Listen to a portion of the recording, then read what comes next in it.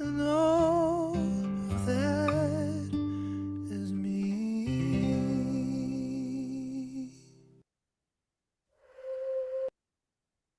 Tēnā koutou katoa, ko Mount Silisili te monga, ko sa whotua vau sa vai, whalepuna upolu sa mō te iwi, ko Schmidt-Geen te whānau, ko Lautalie ahau, nō reira, tēnā koutou katoa. Thank you for the opportunity. I greet you with respect to our gathering. My name is Lautalie Schmidt-Geen and I'm from Va'a Collective. I'm also a proud member of the wonderful wahine of SASS team, Systems Change, Advocacy, Support and Solidarity. I will share more on the team shortly. This is the second pathway in our lunchtime learning webinar series, and earlier this year we hosted Systems Sanctuary team, Tatiana and Rachel, where they shared their knowledge and wisdom on their scaling deep research. And over the next few months, we'll be highlighting the other pathways for building a more positive and impactful systems change in Aotearoa. We are super excited to have our esteemed panel of speakers to share their stories and expertise with you today. But before we get into it, let's start with our karakia. For our international guests, karakia are Māori incantations and prayer used to invoke spiritual guidance and protection for our session. Te kuia te wairoa ki rere ki ngā taumata, hai arahi I a tātou mahi, me te tātou whai I ngā tikanga a ratu mā. Ki mau, ke ita, ke kore a ingaro, ke pupuri, ke whakamoa, ke tina huie takie. Yeah. Okay, just here is our agenda for today's call. We'll share with you a bit about the SASS team and we'll hear from our panel speakers. Then we'll go into Q&A and we'll wrap up by 1 p.m. How the Zoom kōrero is going to work. This Zoom meeting will be recorded and sent out via email, along with slides and deck and upcoming webinars. Please keep yourself on mute. Please use your chat function to comment, and we'd love to see your smiling faces. If you haven't already, please introduce yourself in the chat, your name, your location, and what system you're hoping to shift. Right, a little bit about the SASS Wahine. A small group of 4 came together in 2022 for regular meetings where they were able to lean in and share their stories about their systems change within their own organisations. Later that year, others were invited and the group continues to grow. In the photo is our current SASS members. We launched our first non-white paper, Voices from the Frontlines, in April 2023, and this was shared at a face-to-face hui in the following month in Tamaki Makaurau. We believe that a more equitable future for Aotearoa begins with systems change and that the future is te tiriti-based, connected and community design. We are a diverse network of wahine who gather together through the grace of te tiriti or waitangi as systems changes grounded in community. We gather together in a variety of forums to create a safe space to be present with each other, who lean in with each other as we go deep and share our wisdom to enrich others practicing as system changes. Storm is going to share a link in the chat to our resources file, which includes a link to our Voices from the Frontlines document, previous SASS webinars, and other links to system change resources, such as Systems Sanctuary, Leadership Lab, and from our presenters today. The information in the paper has been organised into 5 pathways, each with clean, actionable steps for those who want to contribute to an inclusive, beautiful future. Today, we are sharing Pathway 2, Strengthening Relationships and Working Together. A little bit about the Pathway 2, Strengthening Relationships and Working Together. We all know that systems change is just too big and can be too complex to do alone. It requires working together, and that means all of us, communities, systems change practitioners, funders, government, media, and passionate individuals. Even more importantly, systems change needs to be led by the communities we serve.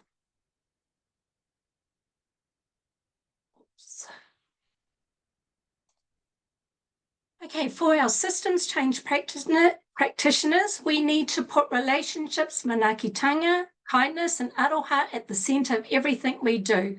We also need to ensure that we have everyone at the table who needs to be there.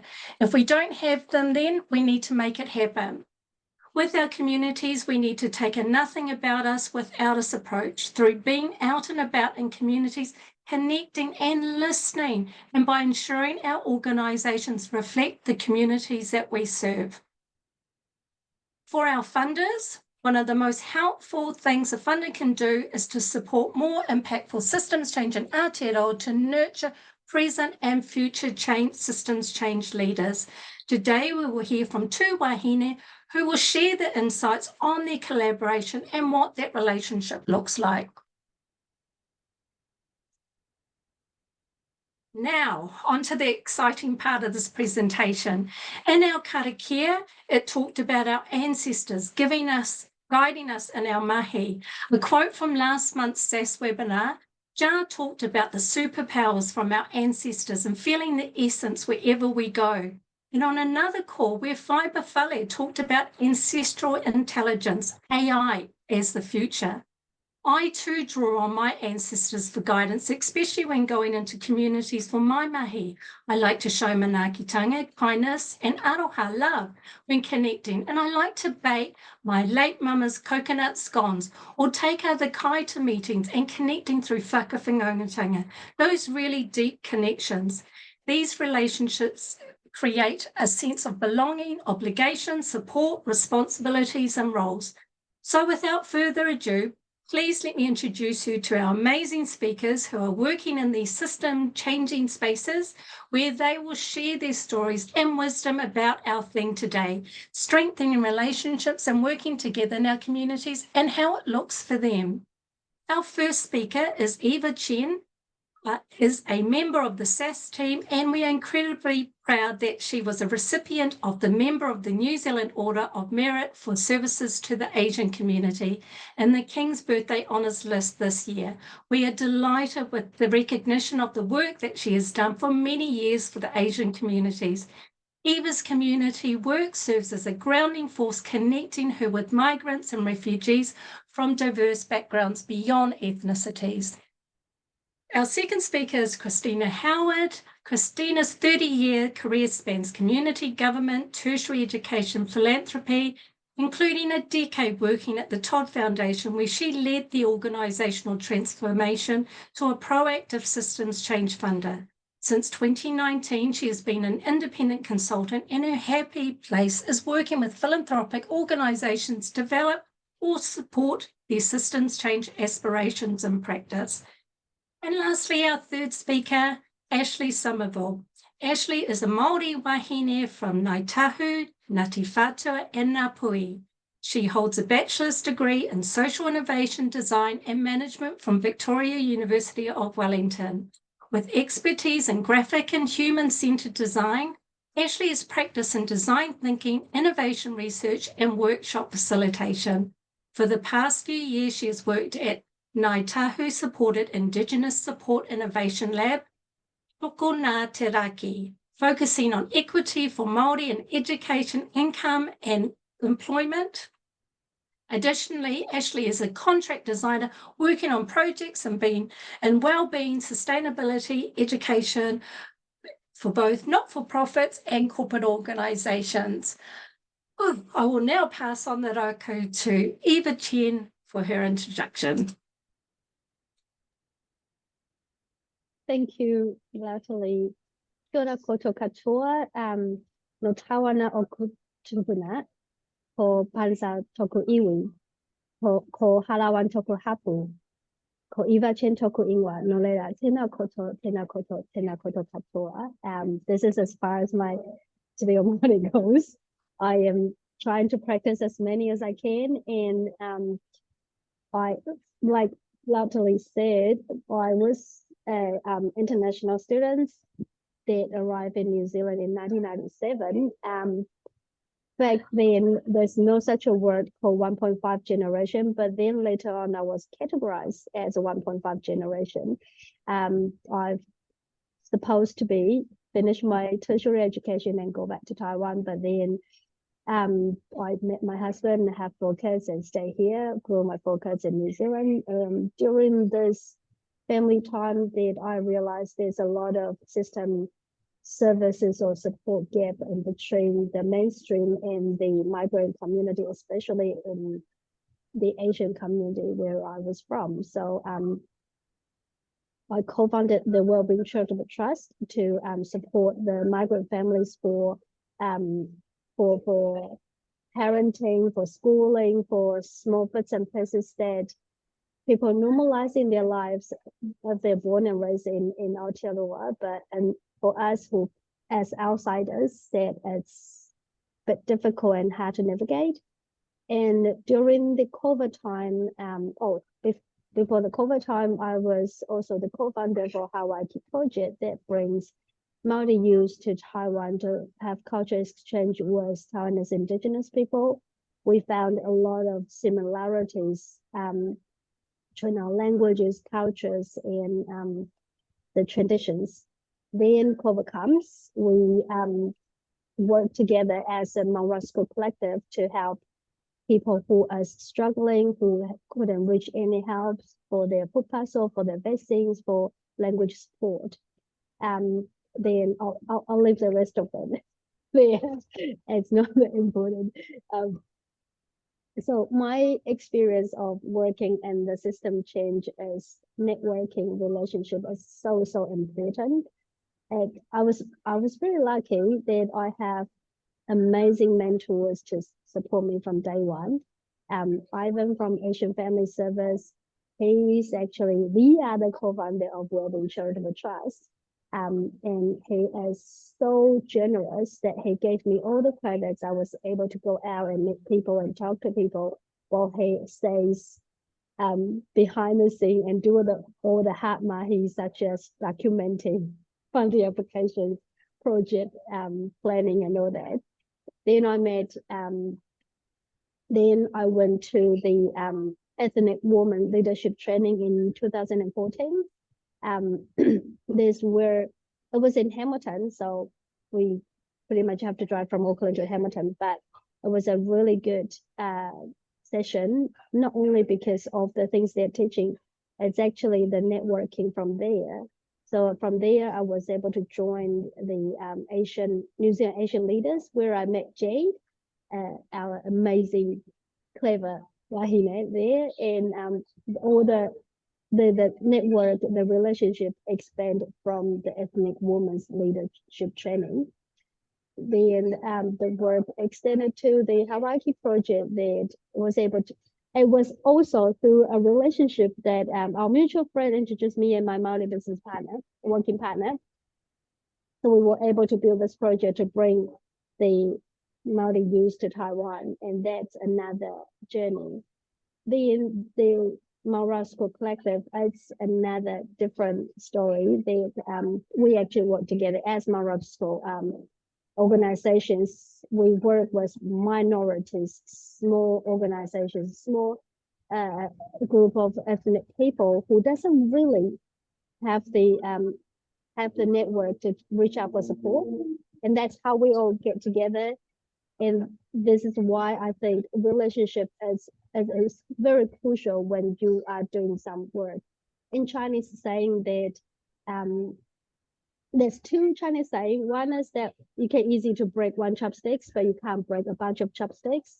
That's probably you're very familiar with. The other one is that you can't pick up things with one finger. So you have to have partners. You need to have at least 2-3 fingers to help you pick up whatever you want to pick up. And that's what we would like to share today. Next slide, please.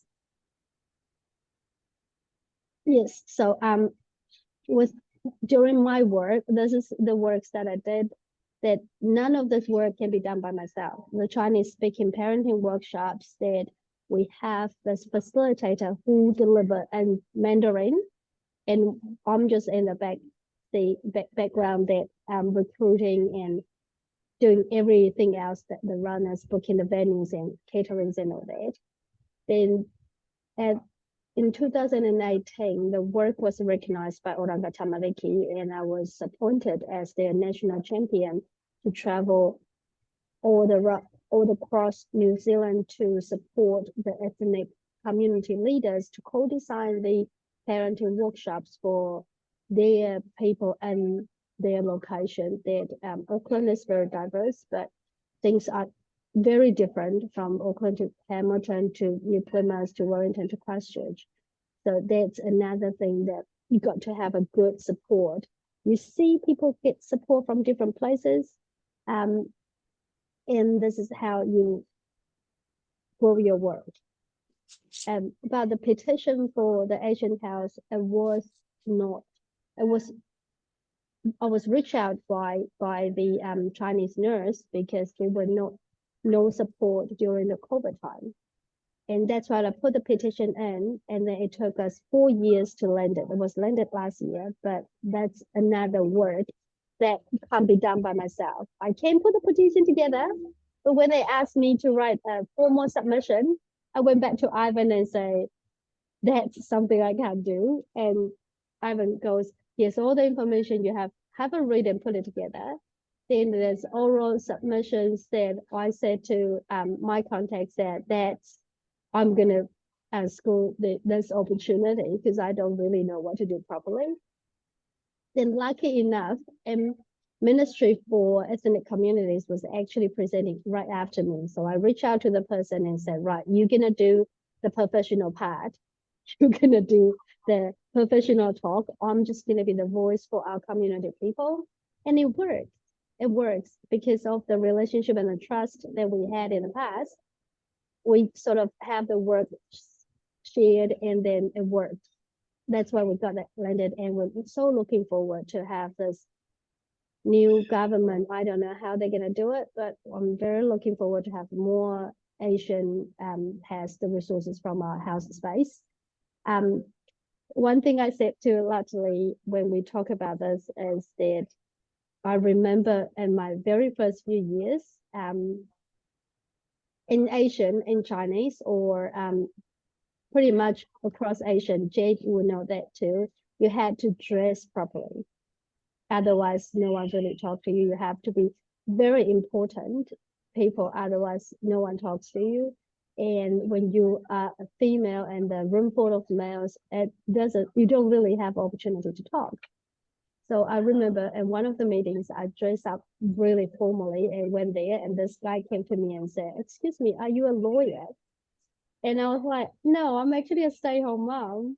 And then he never came to me for the whole session. He never came to me, never even say hi. We actually bump into each other in different occasions, but he never bothered to say hi. And it was like, I think a stay-at-home mom was, but there was only 2 kids. A mom was 2, 3, 4 kids. It's a very proud thing to say. And if people ask me about my career, my first thing will be that I'm a mother of 4. But then in Asia, this is not something you should be proud of. And that's when Ivan encouraged me that you got to pretend you're someone until you become someone. And that was another thing, that you need the encouragement from the people you work with. Sometimes you will hit the wall, you will get challenges. People will look you down and think, what does this Asian woman do here? Because a lot of times when we were working at the working table, I'm probably the only Asian in the room, or the only Asian woman in the room, that you have to speak up for your people. And that's when your voice get ignored because you're a woman, you're not having good high professional or high academic qualifications and all that. And that's when I like the word from our sisters, that we lean against each other, to support each other, and to make sure that our voices are heard. And then we have so many amazing brains in the community. When you build a relationship, when you lean against each other, it's always amazing. People come up with brilliant ideas and advice to help you to move to the next stage. That's me in the nutshell. Thank you. I hope I'm not over time. No, thank you so much, Eva. I really like your point about easy to break one chopstick, but harder when you have a bunch. So thank you for that awesome line. We now have Christina Howard.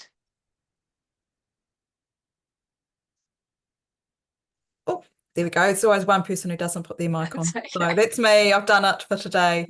Kia ora koutou katoa. It's wonderful to have this opportunity, and thanks so much to the SASS Rōpū for extending it to Peter McKenzie Project to speak. So I am here today on behalf of Peter McKenzie Project. I'm very lucky to be part of the team supporting that work.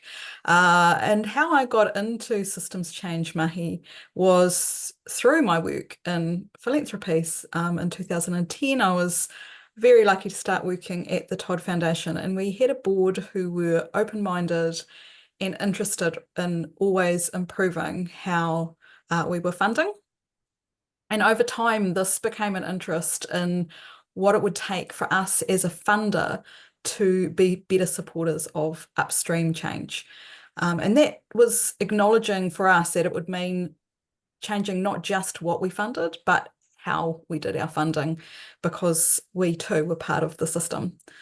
So in 2016, we had an opportunity to make a really significant shift to our funding model, to become a proactive systems change funder, and that was an amazing journey to go on, and it's been wonderful since I left the Todd Foundation in 2019, seeing how the team have continued that mahi.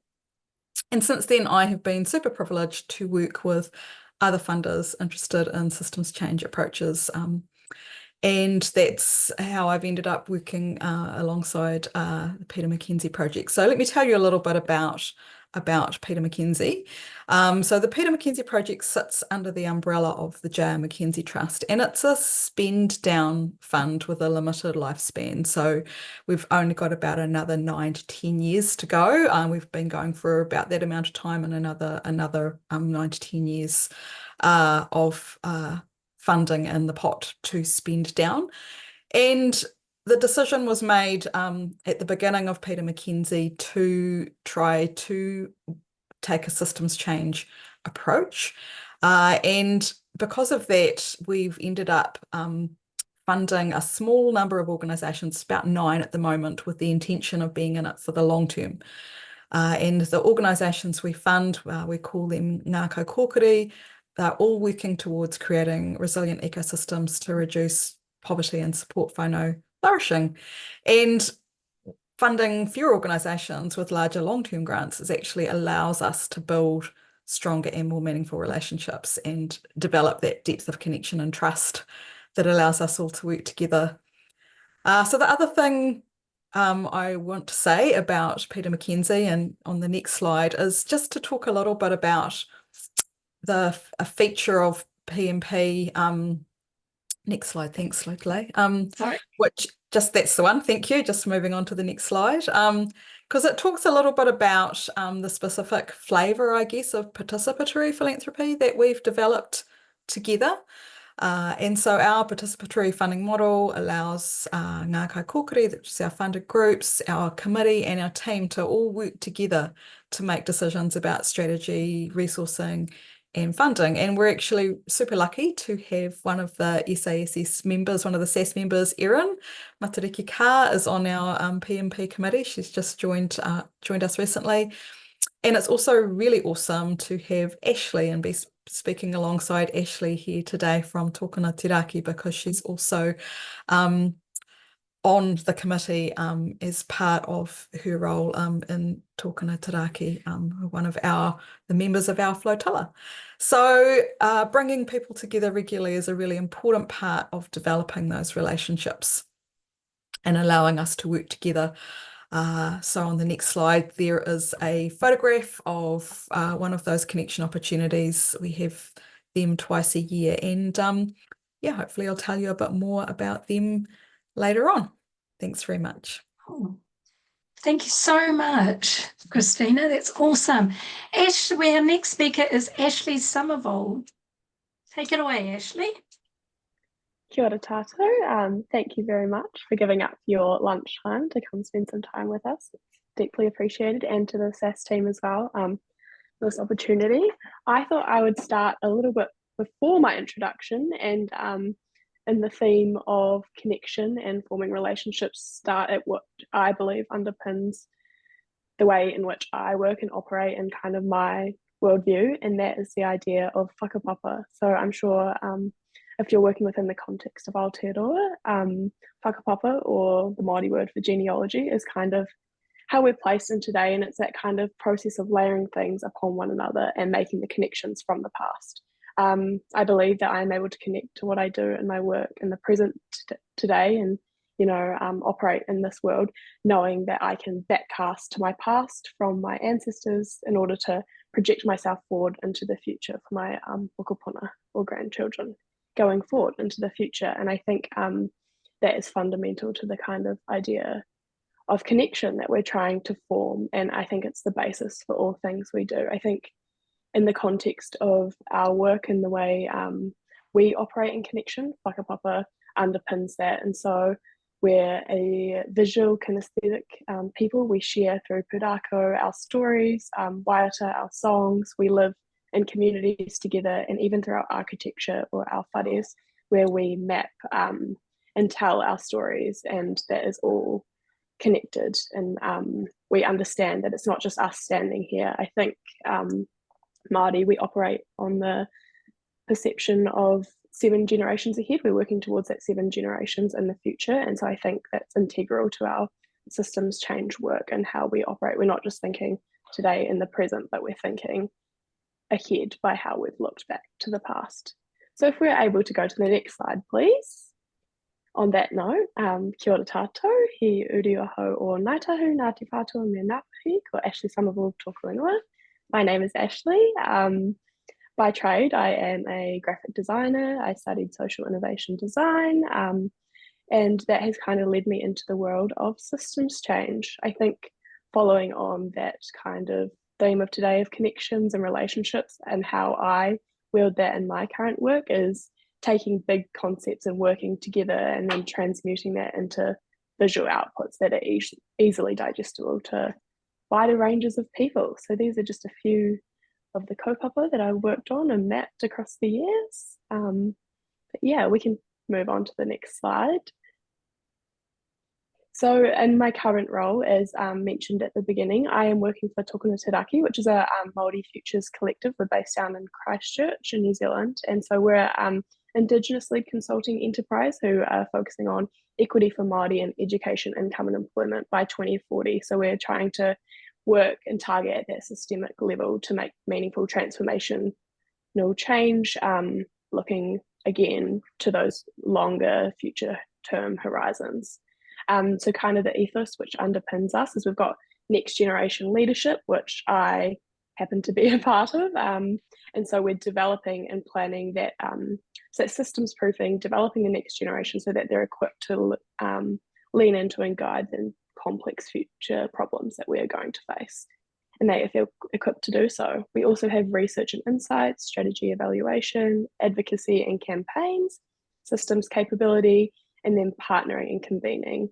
As mentioned by Christina, also, we have a great funder-partner relationship with the PMP project, practicing that participatory philanthropy model and kind of working into that transformational change space. So we're trying to unweave broken systems, imagine new long-term horizons by driving systemic change and empowering the next generation.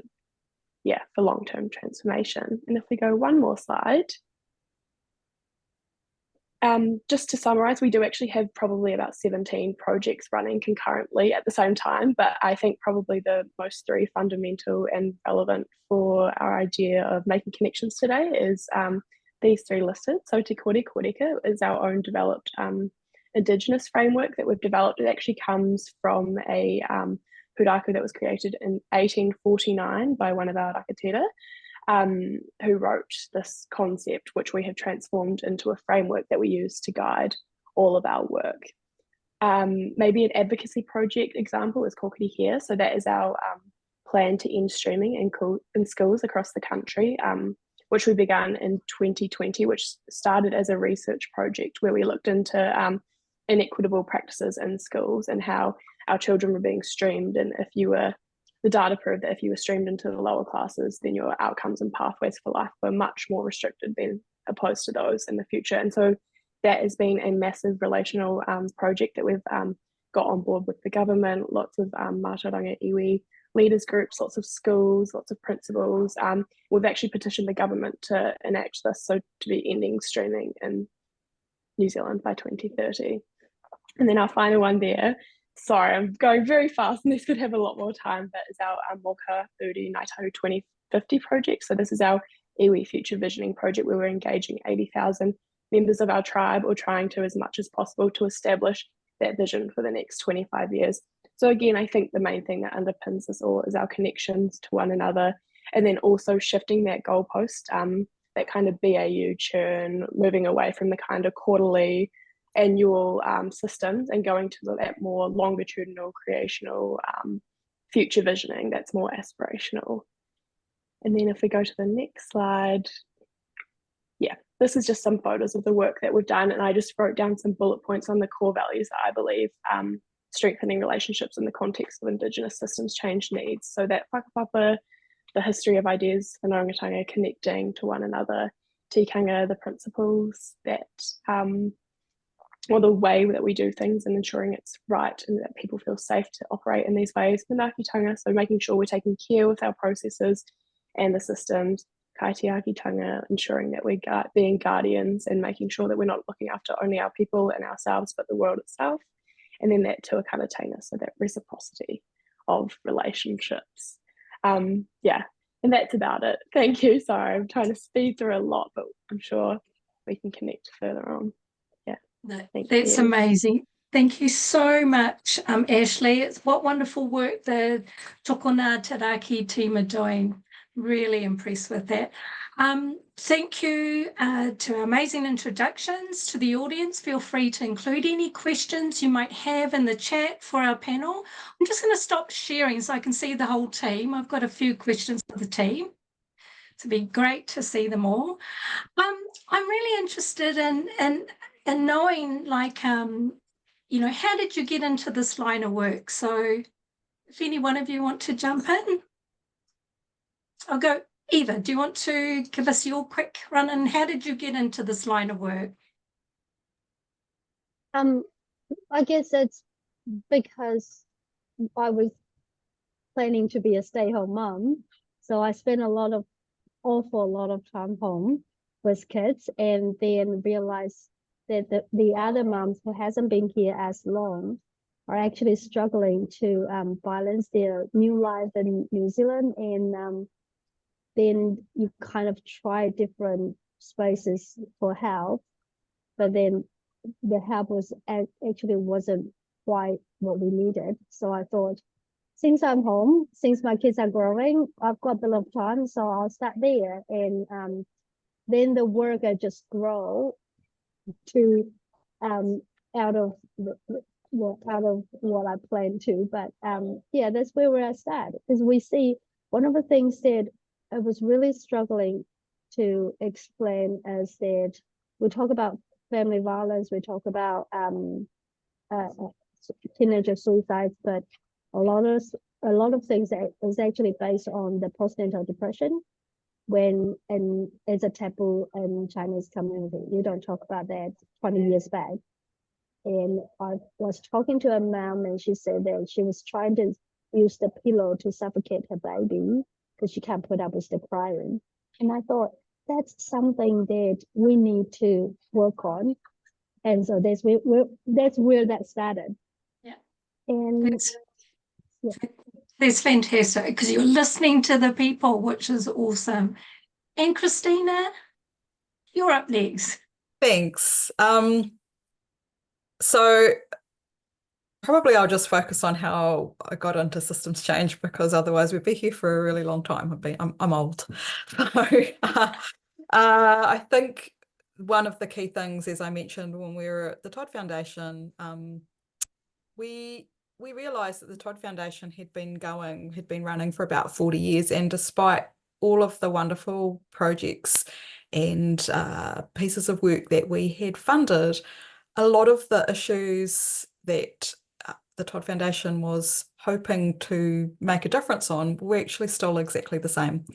And that really made us have a think about what it was that we were doing that was not creating the conditions for community organisations and the amazing change makers in the community to be able to work more and to work on shifting those conditions. We were really focused on, really aware that it was an us problem in terms of how we were funding, that we could be doing things more effectively. So there was quite a bit of reflection and study and looking at what other people were doing, and wonderfully systems change was sort of coming into focus as something that people were publishing more about. And we talked to our community, the people we were funding, and asked those people to tell us what we could change to be more impactful as a funder and to work in better ways to support them. So that's where it all started for me, I guess. Oh,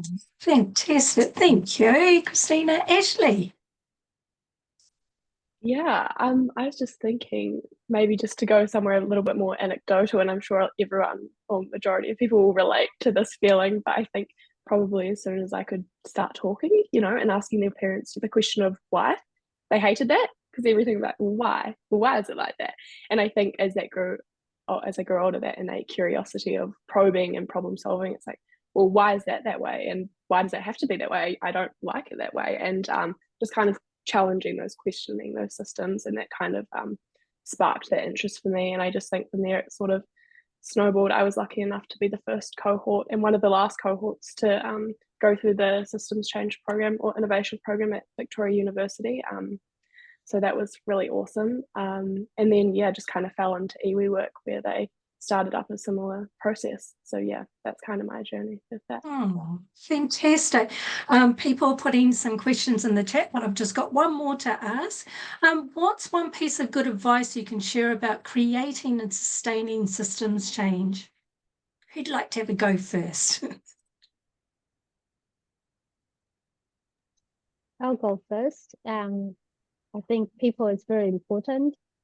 How we get to where we are now is that we have this online social media called WeChat, and we had this group of, when we started the parenting sessions, we kind of invite all the moms together.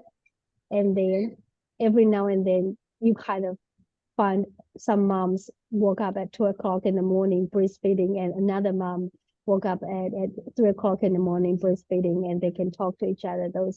You use take knowledge to help the mom to stay connected, and then they build their own support network throughout the support network is how we got ourselves sustained for such a long time. Thank you, Eva. Christina, do you have I'd like to share? just one piece of advice is probably a bit of a challenge, so I'll try and keep it brief. But really appreciated the SASS white paper. I read it when it came out, and I do go back to it regularly. And in that paper, the suggestion, and you reiterated those at the start, Lautalie, about that how to support this strengthening relationships and working together pathway. And it suggests that funders support collaboration and working together, and that systems change practitioners put people, relationships and manaakitanga at the centre of everything we do. And I actually think funders need to do both of those things, because to be a good systems change funder, you also need to be a practitioner of changing your own systems and the systems of philanthropy that you're embedded in. So I think my big piece of advice is, if you are a funder, think about how you can fund and support a whole ecosystem for change, rather than funding organisations and change makers in isolation from each other, which has been the mode of practice for a really long time. And the way that P&P does this is by building into a funding strategy money to support connection, and then being led by our Kaikōrero around what those connecting opportunities actually look like. So we do that two ways. We have mahitaki twice a year. We bring people together from our funded organisations and our committee and our staff team. We all come together to connect and we're led more and more now by our Kaikōrero who are helping to facilitate that. Ash and Rakatahi from Tokona Taraki and some of our other funded organisations did an amazing facilitation for us that I think kind of changed the whole way that we ended up doing those mahitahis. So we really lean into that now. And we also have an additional fund that our Kaikōrero can access to actually just support connecting with each other and learning from each other. So if they want to travel to do work together, to learn from each other, that's also supported by PMP. So I think I'll stop there. I've got many more, but don't want to take up too much time. It's fantastic insights. Thank you, Christina. It's awesome hearing from a funder's perspective as well. Ashleigh, would you like to just finish off answer that question? Sure. I think just off the top of my head, also going off of the SASS report and seeing some of the quotes in one of the sections, and I think it's a very prevalent issue that we come across a lot in this type of work, is the quotes about burnout and stress and feeling caught in our silos. And I think we all have these lofty goals and we've got such amazing people have such amazing brains and thoughts, and there's so much work to be done that we can often forget about the internal system or the system of ourselves, you know. And I think that the best advice that I've heard that I need to remind myself this too is that you know, focusing on yourself as a system and treating yourself with kindness and giving yourself the space to be able to approach a system or like a problem in a way that gives you space, and so that you feel that you can approach it in a way that's approaching a problem with love and expansion rather than fear and restriction. And I think again, getting caught in that churn, it can be hard to do that, but yeah, treating yourself as a system first so that you can enact change wider and beyond. Probably mine. Thank you. Oh, it's beautiful. Thank you. And I'll just go into the next question that I have was, what's your hope for the future? And then I have two other questions to ask as well. So when just, what is, in a one sentence, what's your hope for the future?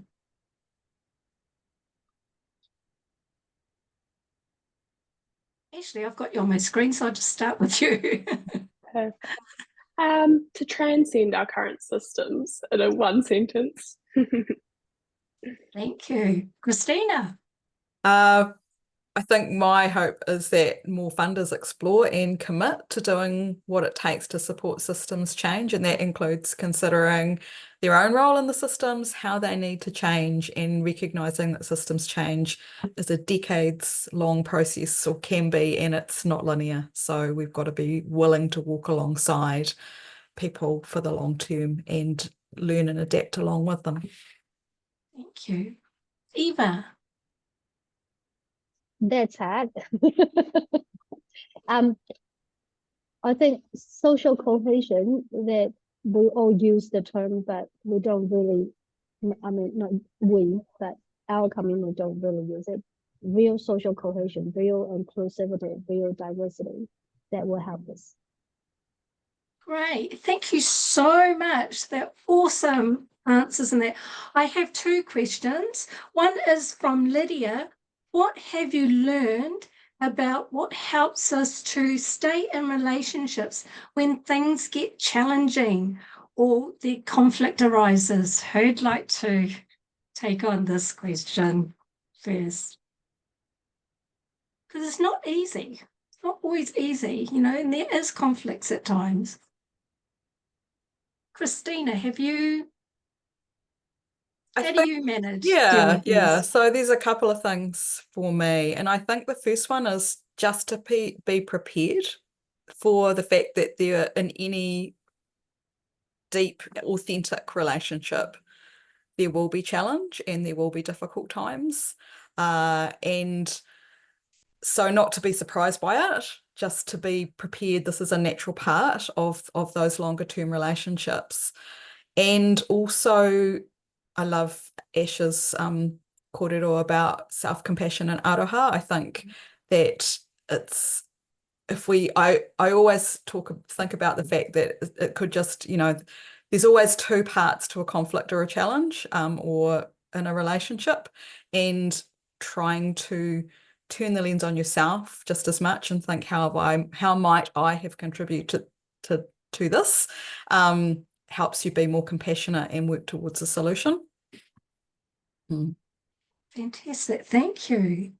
Ashleigh. Yeah, I think similar to Christina, that's all great advice. I think as well, not losing perspective. I think if we look at those long-term horizons, like when you look at the conflict, sometimes I think when we pull out, you actually get the perspective of, oh, is it as serious or as heavy as I'm thinking it is in this moment? And yeah, just to give yourself that perspective, maybe take a break and come back to it and have that perspective of why are they feeling that way, and maybe can I put myself in their shoes and see that perspective, even if it can be difficult to do in some instances, especially in my work when the people you're working with aren't only your clients or the people you're designing with, but also your whānau, and then you can't ignore them and they'll probably be a bit ruder than anyone else anyway. So yeah. It's interesting working with whānau, isn't it? Okay, and I've got one question. How do we find out about who is part of the Peter McKenzie project? I think, Christina, you'll have to answer this one. Oh, sure. So we have a website, of course, and on the website in the About Us section is a discussion, a sort of just brief comment about all of the organisations that we're supporting. Yeah. Okay, fantastic. Is there anything else anyone would like to share? I'll just check in again if there's any more questions, that we've covered off all the questions. Fantastic. Well, thank you so much. Just going to switch it back. Sorry, Lautalie, there's a great question there from Jade. Okay. Great. I'll just have a look at that. Jade, do you want to ask the question? Sure, why not? Okay. Kia ora. Yeah, just the final question if we have time. But we all know that relationships, working together in collaboration can be hard, and systems change and shifting those mental models are also very challenging. I'm curious how you balance and navigate power dynamics within PMP from a funder-fundee perspective.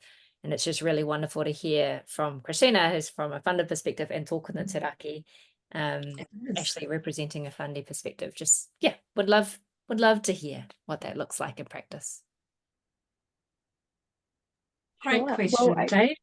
Yeah, amazing question. And I would have to say, first of all, it's definitely been an iterative model. As Christina said, I think we're piloting something that hasn't really been done in the philanthropy sector, or that I've seen anyway. So that participatory philanthropy is an amazing model that I've had the opportunity to be a part of, sort of from both ends. I think from PMP, their side, I think it really takes a lot of hypervigilance and recognizing their power and acknowledging it and ensuring that they're continuously and constantly facilitating that safe space so that the fundees can come into a room and feel that they have a valued opinion and feel safe, and just removing as many of those barriers as possible has probably been the biggest thing. And Christina and I were talking earlier this week, sometimes I think in the Western world it might be construed as conflicts of interest or those types of things, but I think in a Te Ao Māori space that's actually not how we look at it, and it's the foundations of those relationships.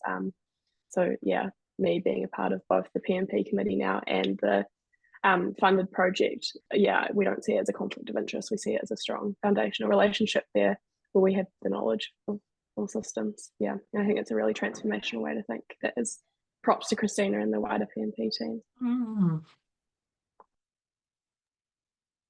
Thanks, Ash. I'm glad that you said that.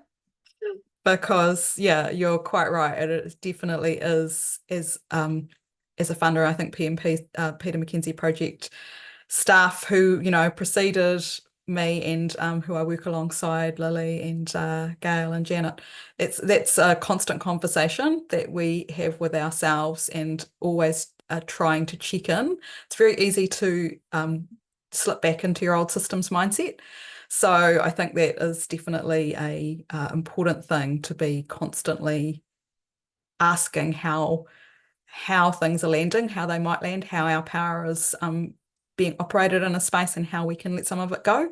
And building relationships is actually part of that, because when you have those long, deep and trusted relationships based on that long-term funding commitment, people can call you out, and that's a good thing. Yeah, fantastic answer there. Thank you so much. Okay, I think we are close to wrapping up. I just want to say a very special ngā mihi nui and whawhakai lava. Thank you to our wonderful panel, Eva, Chen, Ashleigh, Summerville, and Dr. Christina Howard. If everyone can just do a virtual pati pati or show them some love and use some emojis would be amazing. To our funder, Weave, without their support, we could not do the work that we do, sharing of the knowledge and uplifting our communities as our ancestors would have wanted us to do. To our SASS support crew behind the scenes, Storm, our comm and tech expert, Jade, Eva, Jar and B, thank you so much. And finally, just a special thanks to all our attendees on the Zoom call today. We really appreciate the time you have taken out of your day to be here. Ngā mihi nui to you all. If you have any questions, feel free to reach out to us. I will close this meeting with the karakia. Oh, before I actually go into the karakia, just a reminder, our next webinar is on Pathway 3, addressing bias, racism, bias and exclusion. So stay tuned, and that will be the 25th of September. Hey, close the meeting with our karakia, ki hore te marino, ki whakapapa, pounamu te moana, hei hirahi, mā tātou I te rangi nei. Aroha atu, aroha mai, tātou I a tātou katoa. Share the love, everyone, and kindness to our communities. They need our support more than ever. May the systems change be with you. Manuela aso and noho ora mai.